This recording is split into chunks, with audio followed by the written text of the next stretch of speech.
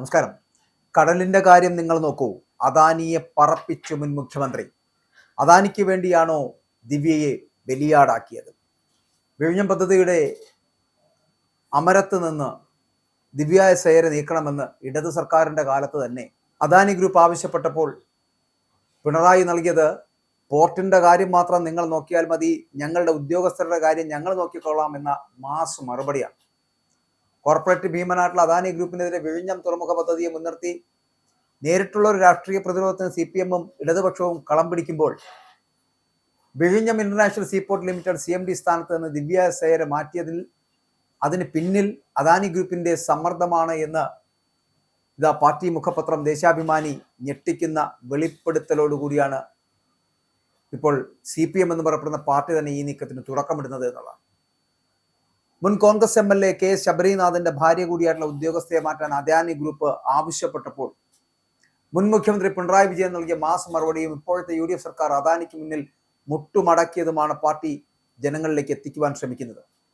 ഇടതുപക്ഷ ഭരണകാലത്ത് ഉദ്യോഗസ്ഥ ഭരണത്തിൽ അദാനി ഗ്രൂപ്പ് ഇടപെടാൻ ശ്രമിച്ചപ്പോൾ അന്നത്തെ മുഖ്യമന്ത്രി പിണറായി വിജയൻ ഉയർത്തിയ ശക്തമായിട്ടുള്ള നിലപാടാണ് ഇപ്പോൾ CPM-ന്റെ പ്രധാന രാഷ്ട്രീയ ആയുധം എന്ന് പറയപ്പെടുന്നത്.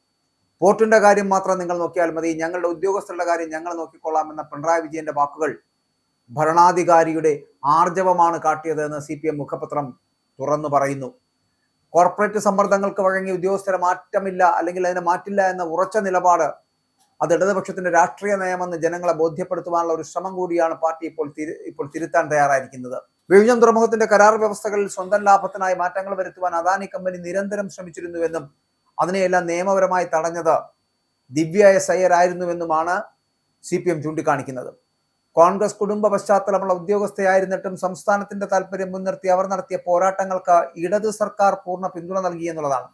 എന്നാൽ പുതിയ സർക്കാർ അധികാരമേറ്റ ഉടൻ അവരെ മാറ്റി ജൂനിയർ ഉദ്യോഗസ്ഥനെ പ്രതിഷ്ഠിച്ചതിലൂടെ വലിയ അഴിമതിക്ക് വഴിയൊരുങ്ങി എന്നാണ് ആക്ഷേപം ഉണ്ടായിരിക്കുന്നത്. മെഡിറ്ററേനിയൻ ഷിപ്പിംഗ് കമ്പനി വിഴിഞ്ഞത്ത് 13,000 കോടി രൂപയുടെ വിദേശ നിക്ഷേപം നടത്തുന്നു എന്ന പേരിൽ അദാനി ഗ്രൂപ്പ് നടത്തിയ വൻ പ്രചാരണം യഥാർത്ഥത്തിൽ സ്വന്തം ഓഹരികൾ വിറ്റഴിക്കുവാനുള്ള തന്ത്രമായിരുന്നുവെന്ന് LDF നിയമസഭയിൽ തെളിയിച്ചിരുന്നു. വിഴിഞ്ഞത്തെ അദാനിക്ക് ലാഭമുണ്ടാക്കുവാനുള്ള വെറും ഓഹരി കച്ചവട കേന്ദ്രമാക്കി മാറ്റാൻ UDF സർക്കാർ കൂട്ടുനിൽക്കുന്നു എന്ന ഗുരുതരമായിട്ടുള്ള ആരോപണമാണ് CPM ഉയർത്തുന്നത് എന്നുള്ളതാണ്. അപ്പൊ ഇതിനെതിരെ ജനകീയ വികാരം ഉണർത്താനാണ് പാർട്ടിയുടെ പുതിയ നീക്കം എന്ന് പറയപ്പെടുന്നത്. മുഖ്യമന്ത്രി ആകുന്നതിന് തൊട്ടു മുമ്പ് VD സതീശൻ അദാനി ഗ്രൂപ്പ് ഒരുക്കിയ പ്രത്യേക ചാർട്ടേഡ് വിമാനത്തിൽ മംഗളൂരിലേക്ക് നടത്തിയ രഹസ്യയാത്രയെ മുൻനിർത്തിയാണ് CPM രാഷ്ട്രീയ ആക്രമണം തന്നെ കടുപ്പിക്കുന്നത് എന്നുള്ളതാണ്. ഈ യാത്രയ്ക്ക് ശേഷമാണ് സതീശൻ തുറമുഖ നിയമവകുപ്പുകൾ സ്വന്തം കൈകളിൽ വെച്ചതും ദിവ്യ എസ് അയ്യർ മാറ്റി മുഖ്യമന്ത്രിയുടെ വിശ്വസ്തനായിട്ടുള്ള സെക്രട്ടറിയെ തന്നെ തുറമുഖ സെക്രട്ടറി ആക്കിയതും. അദാനിയുമായിട്ടുള്ള ഈ കച്ചവട കണ്ണാണ് വിഴിഞ്ഞത്തിന്റെ താല്പര്യങ്ങൾ ബലികഴിക്കാൻ സർക്കാരിനെ പ്രേരിപ്പിച്ചത് എന്ന് പാർട്ടി ആരോപിക്കുകയാണ്. പ്രതിപക്ഷ നേതാവ് പിണറായി വിജയൻ 2 തവണ വാർത്താ സമ്മേളനത്തിൽ ഈ വിഷയം ഉന്നയിച്ചിട്ടും മുഖ്യമന്ത്രി VD സതീശൻ മൗനം പാലിക്കുന്നത് വലിയ രാഷ്ട്രീയ കുറ്റസമ്മതമായിട്ടാണ് CPM കാണുന്നത് പോലും.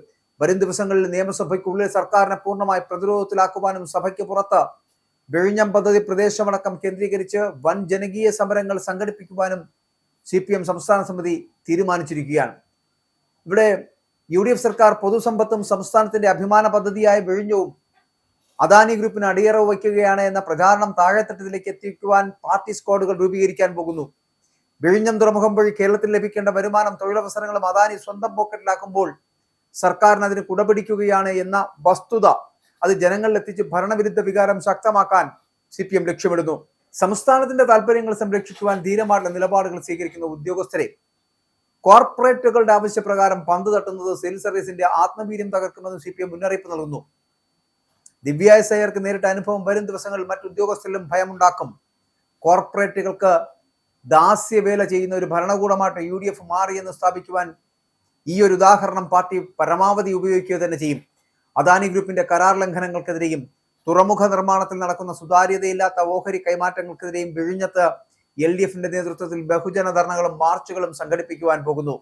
വിഴിഞ്ഞം പദ്ധതിയെ അദാനിക്ക് കൊള്ളയടിക്കാൻ വിട്ടുകൊടുക്കില്ല എന്ന പ്രഖ്യാപനത്തോടെ തീരദേശ ജനതയെ കൂടി അണിനിരത്തിക്കൊണ്ടുള്ള ഒരു വലിയ സമരമുഖത്തിനാണ് CPM രൂപം നൽകാൻ പോകുന്നത്.